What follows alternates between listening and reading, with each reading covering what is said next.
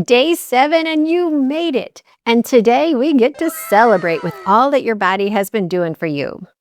So think about this. In just 1 week, you supported decreasing inflammation, improving your digestion, lowering cravings, helping your body to detox, getting more energy, clarity, and your skin starting to glow, an overall sense of just well-being. And all you did was add this tiny spice that God gave us into your morning routine. I and some of my friends experienced the same benefits during our health journey. It's one of the reasons cloves became part of our daily rhythm. So comment down below your final update. Day 7, I completed the challenge.